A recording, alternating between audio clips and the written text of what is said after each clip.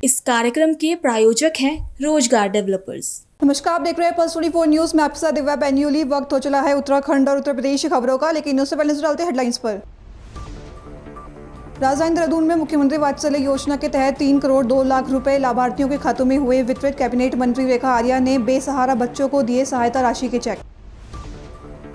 हरिद्वार के जमालपुर कलां में अवैध कॉलोनी पर उठे कई गंभीर सवाल। बिना अनुमति हो रही प्लॉटिंग अवैध कॉलोनी विकसित पर एचआरडीए अधिकारी ने कहा कार्रवाई जारी। कोसी कला के निकट सांचौली धाम में चैत्र नवरात्र की पावन सप्तमी पर दिखा आस्था का सैलाब। भक्तों ने लिया माता का आशीर्वाद। पूजा के लिए जुटे लाखों श्रद्धालु। आगरा के ताजगंज में नाबालिग बच्ची का शव उसी के घर से हुआ बरामद। मामले में पुलिस ने 4 व्यक्तियों को किया गिरफ्तार। परिजनों ने मकान मालिक पर लगाए गंभीर आरोप। तुम दोनों की मेहनत बहुत रंग लाई है बेटा, घर बहुत सुंदर बना है।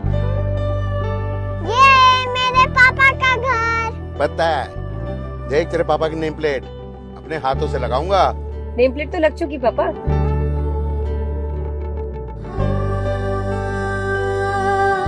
असल मेहनत तो आपने किया पापा, मुझे इस काबिल बनाने के लिए। वो जिंदगी भर किराए के मकान में रहे, लेकिन तो आज ये घर मेरा नहीं, ये है मेरे पापा का घर।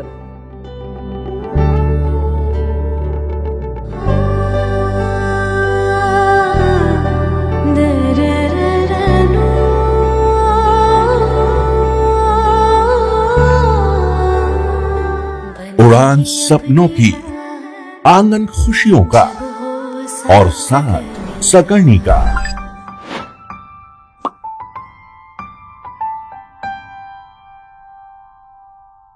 60 वर्षों से आपके साथ मनोरंजन और संस्कार का संगम, जाह्नवी मैगजीन।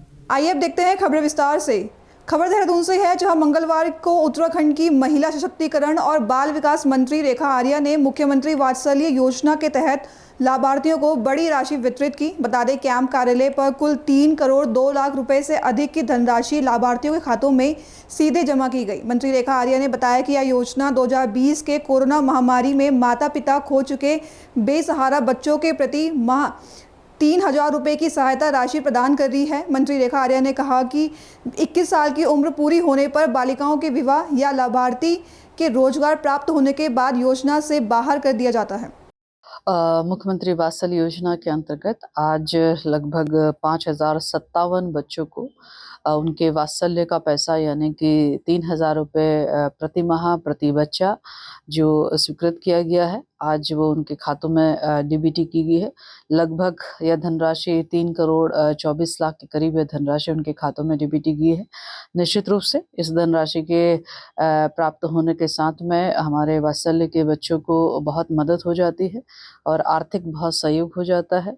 मैं माननीय मुख्यमंत्री जी का बहुत धन्यवाद करूंगी कि माननीय मुख्यमंत्री जी लगातार निर्बाध तरीके से वात्सल्य योजना से जुड़े हमारे सभी बालक बालिकाओं के लिए लगातार धन आवंटन जो है उनके आशीर्वाद से होता रहा है और यह प्रक्रिया आगे भी इसी प्रकार से निर्बाध तरीके से गतिमान रहे।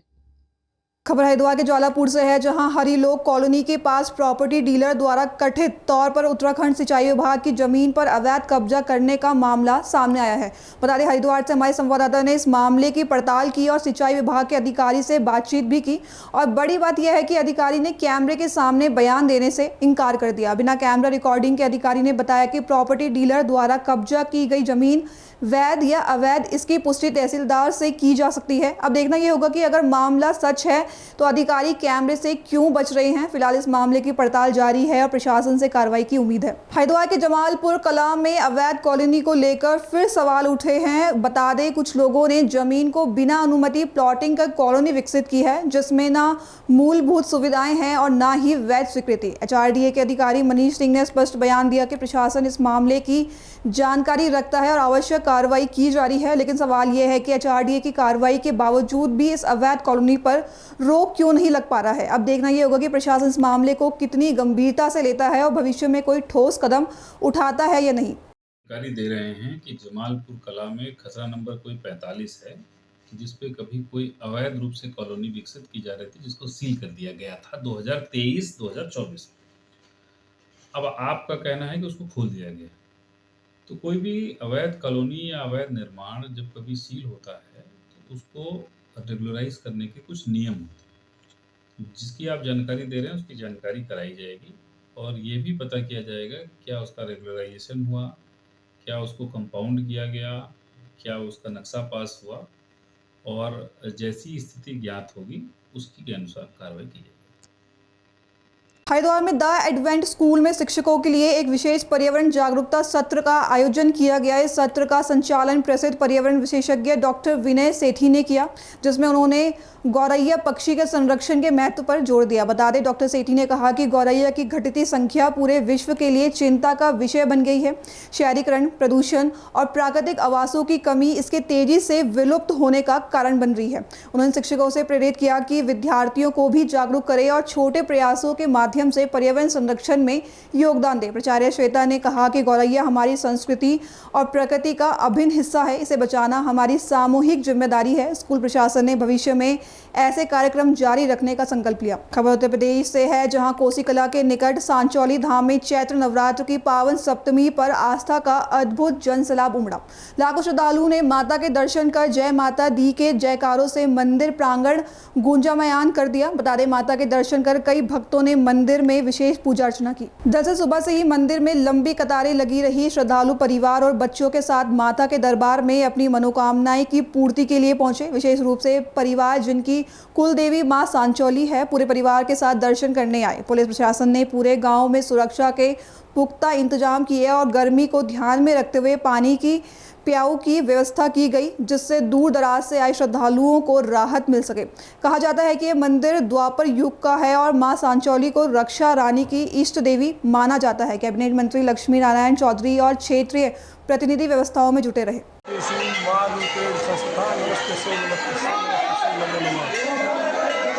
सेवा से शक्ति और माँ की शक्ति से जनता की सेवा, ये दोनों एक दूसरे के पूरक हैं। माँ की कृपा से जनता की सेवा की प्रेरणा मिलती है। माँ की शक्ति से जनता में 24 घंटे उनके बीच से रहकर उनके हितों के लिए संघर्ष करने का मौका मिलता है। माँ की ऐसी असीम कृपा इस पूरी दुनिया पर बरसती है।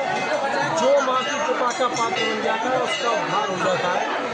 आज हम सभी परिवार वाले, पूरे बस्ती माता वाले, समस्त ब्रजवासियों का, श्रद्धालुओं का देवी माँ के प्रांगण में आदर कर रहे हैं, सत्कार कर रहे हैं, दोनों हाथों फैला के सबका सम्मान कर रहे हैं। सबसे निवेदन कर रहे हैं किसी प्रकार का कोई कष्ट माँ के श्रद्धालुओं को ना हो। मेरा माँ की उपासना के दुनिया में कोई भी कार्य संभव नहीं है। बिना माँ की आशीर्वाद के कहीं भी किसी भी रण में विजय संभव नहीं है। ऐसी माँ का पर्व चल रहा है और आज 7वीं के दिन सांचौली देवी का आप देख रहे हैं। हजारों लाखों की तादाद में श्रद्धालु दर्शन करने के लिए आ रहे हैं, माँ का आशीर्वाद ले रहे हैं। मेरी माँ के चरणों में प्रार्थना है कि माँ सब पे कृपा करें, माँ सबके जीवन में मंगल करें, सबको धन धान से संपन्न रखें और ऐसे ही कृपा बरसाती है। और हम सब इस पूरे भारतवर्ष के विकास में आपसी प्रेम और सहयोग से आगे बढ़ते रहें और माँ के आशीर्वाद से माँ भारती को दुनिया में सबसे ऊंचा स्थान दिला सकें। मैं समस्त ब्रजवासियों की तरफ से आने वाले सभी श्रद्धालुओं का उत्तर प्रदेश सरकार के मंत्री चौधरी लक्ष्मी नारायण जी की तरफ से हृदय से स्वागत, अभिनंदन और वंदन करता हूँ और सबके चरणों में बार बार प्रणाम करता हूँ। कैसे मिला?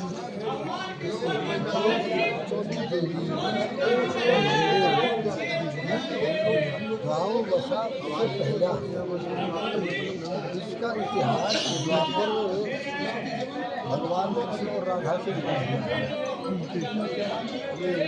यहाँ स्वयं भगवान कृष्ण ने का रूप धारण किया और राधा जी ने इसकी पूजा की।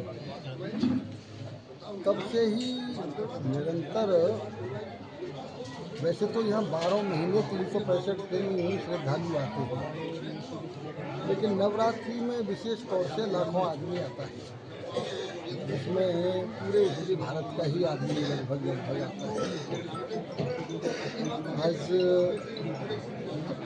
के दिन, सप्तमी के दिन, मुख्य रूप से स्थायी लोग हमारे रहते हैं ग्रामीण क्षेत्रों के, पूरा गांव ही, क्योंकि हमारी बुद्ध की संस्कृति है देवो भव, पूरा गांव ही सबको भोजन से, ठंडाई से, पानी से आप भगत करते हैं।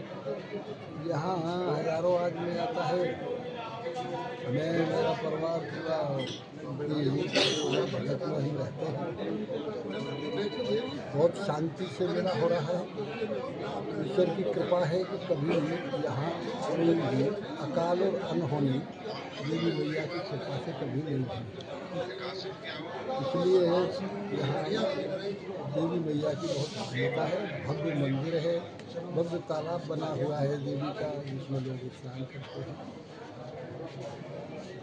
बिल्कुल निर्विघ्न मेला संपन्न हो रहा है। आगरा नगर निगम में राजनीतिक विवाद तेज हो गया है। बता दें, भाजपा पार्षद दल ने निगम की छवि धूमिल करने और जनता के साथ विश्वास तोड़ने का आरोप लगाया है। इसके जवाब में महापौर ने बसपा पार्षदों को माफी मांगने को कहा। बसपा पार्षद दल का कहना है कि महापौर निगम को चलाने के बजाय पार्षदों के साथ असंसदीय भाषा का प्रयोग कर रही है। दल ने यह भी बताया कि महापौर और नगर आयुक्त के बीच पिछले 3 वर्षों से संघर्ष चल रहे हैं। साथ ही निगम के खाते में आए 140 करोड़ रुपए जो शहर के विकास के लिए हैं, 31 मार्च को वापस होने हैं।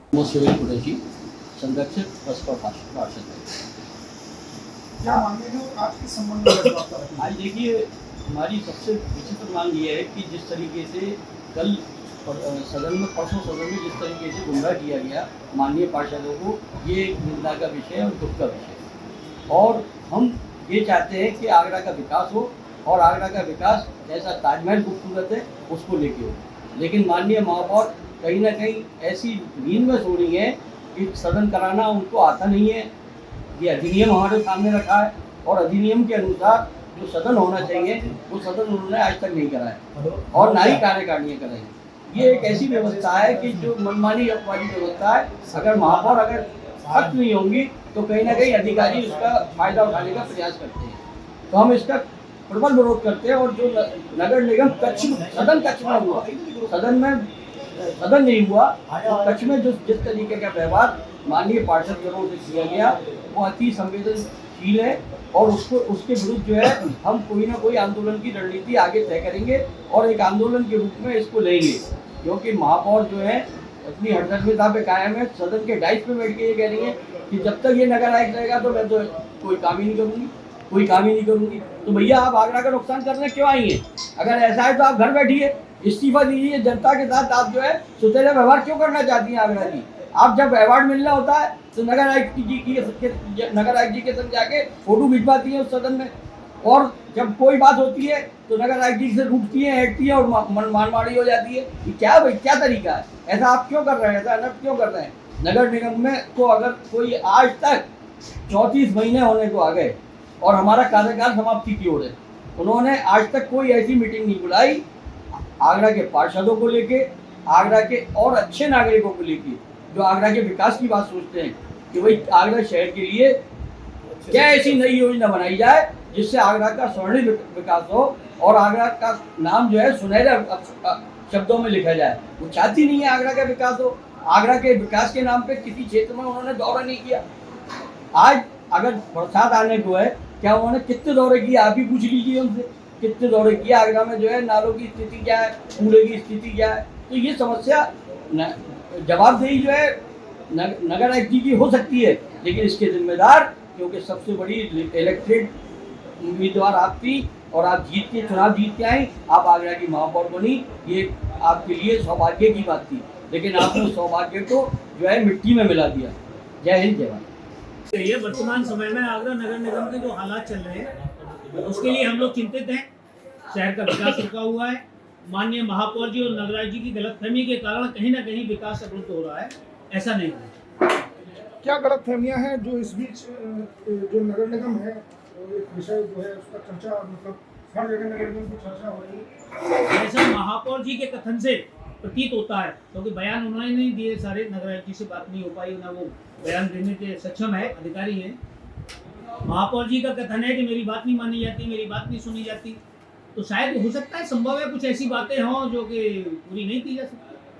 तो सदन में आप लोगों को बुलाया गया तो मतलब जो आपका कहना है कि हमें जो है गुमराह करके बुलाया गया, तो किस तरीके से मतलब आप लोगों को बुलाया गया था और आप मतलब क्या मुख्य मांग है? हमको ये बताया गया कि आप सदन में आइए, आपको यहीं एजेंडा मिलेगा, यहीं प्रक्रिया चालू होगी और सारे लोग आएंगे, सदन की प्रक्रिया चलेगी, सदन चलेगा। लेकिन हमने वहाँ पहुँच के देखा कि वहाँ नगर आयुक्त तो दूर की बात है, एक कर्मचारी चपरासी भी वहाँ सदन में मौजूद नहीं है।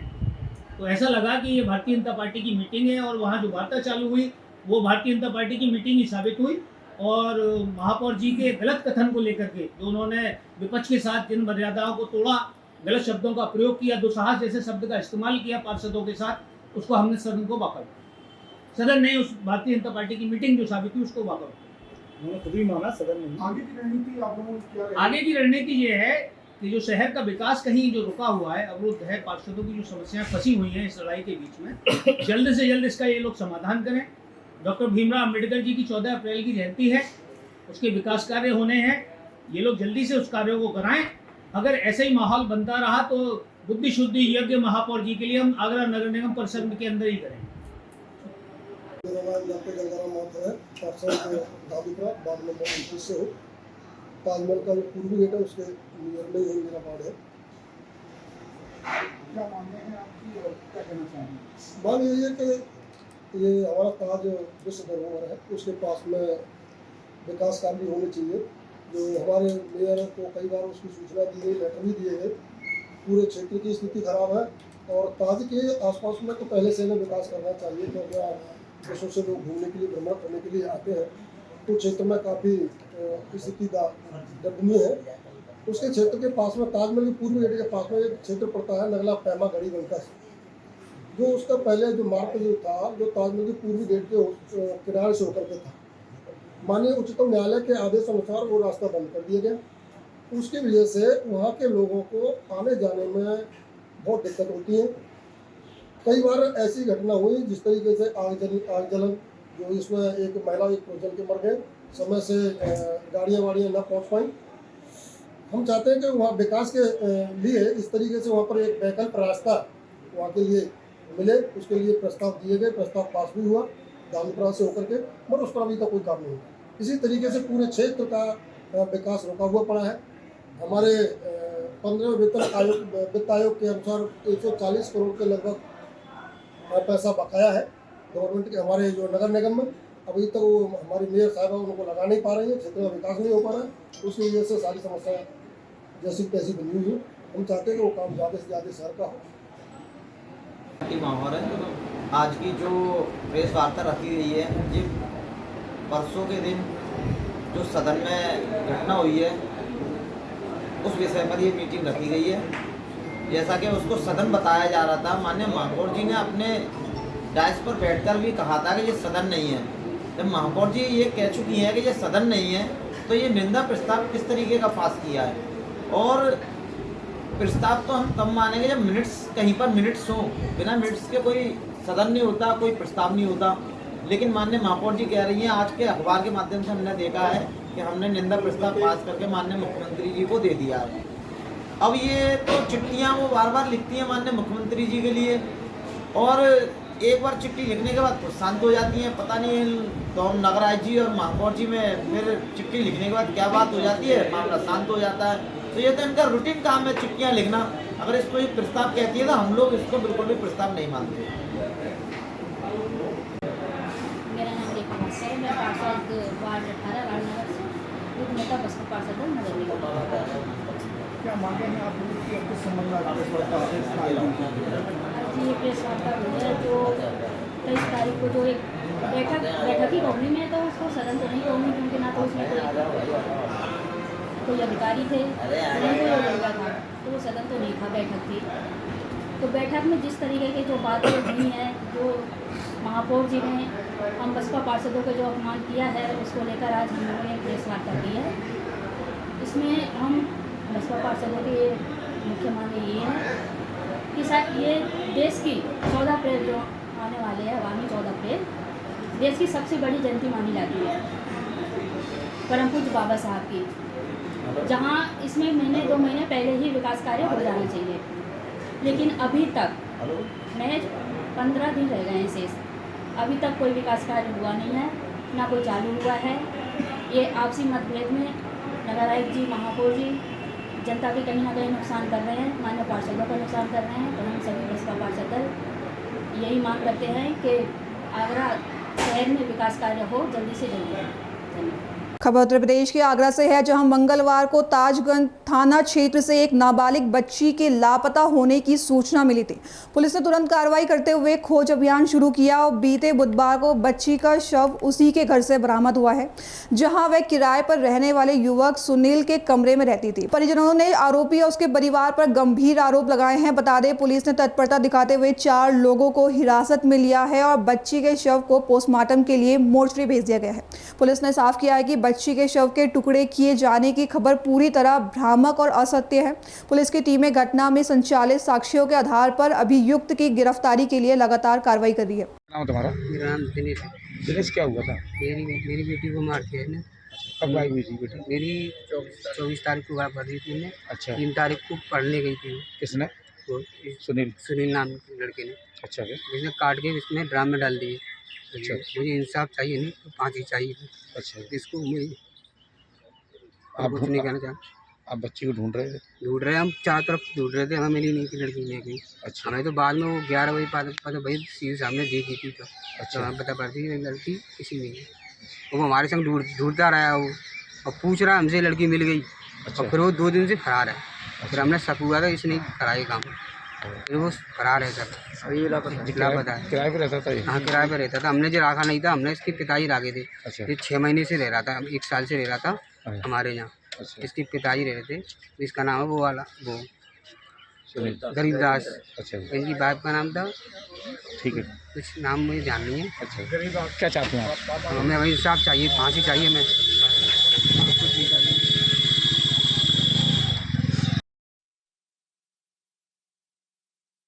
देखिए, कल शाम को करीब 9 बजे लोकल थाना ताजगंज पे एक सूचना प्राप्त हुई थी, जिसमें एक व्यक्ति के द्वारा बताया गया कि एक 8 वर्षीय बच्ची अपने घर से शाम को 4 बजे निकली थी और उसके बाद फिर उसके कोई वेयरअबाउट्स पता नहीं लग पा रहे हैं।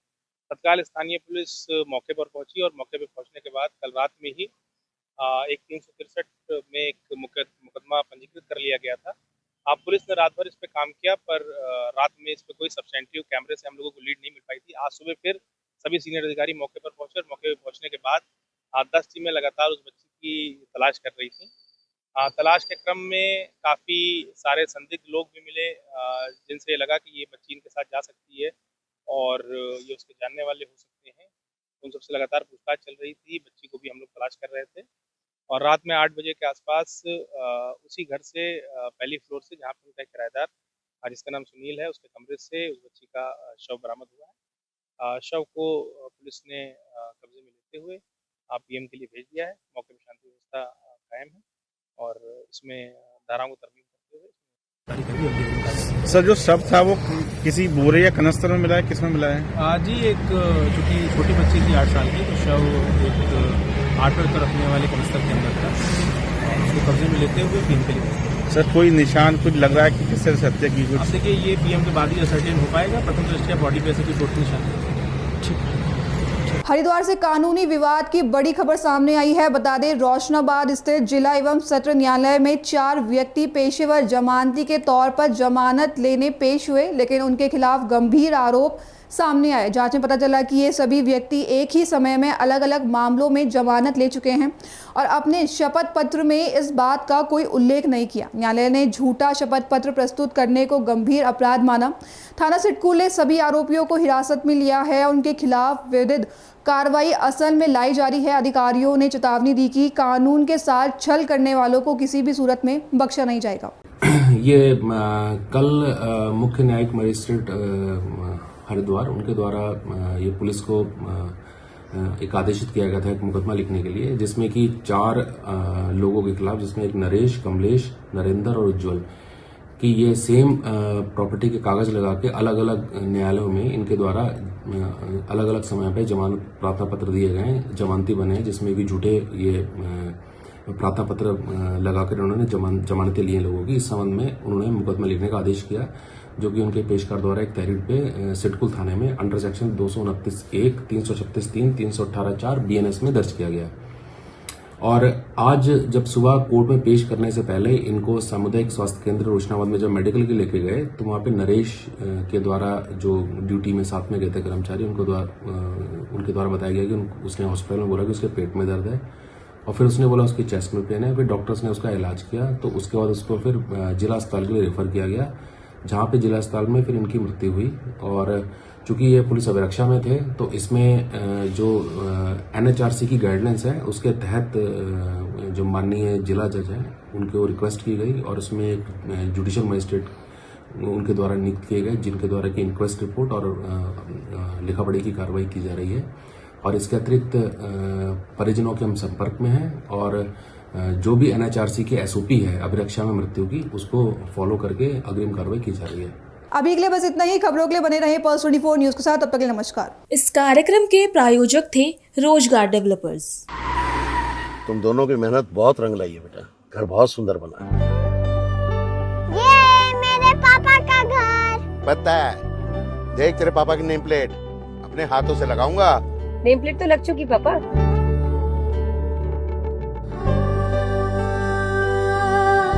असल मेहनत तो आपने की है पापा, मुझे इस काबिल बनाने के लिए। वो जिंदगी भर किराए के मकान में रहे, लेकिन आज ये घर मेरा नहीं, ये है मेरे पापा का घर।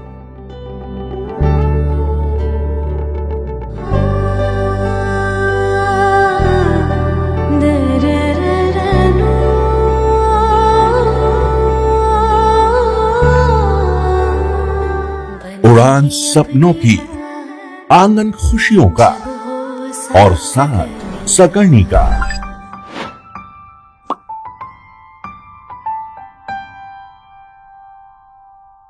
60 वर्षों से आपके साथ मनोरंजन और संस्कार का संगम, जाह्नवी मैगजीन।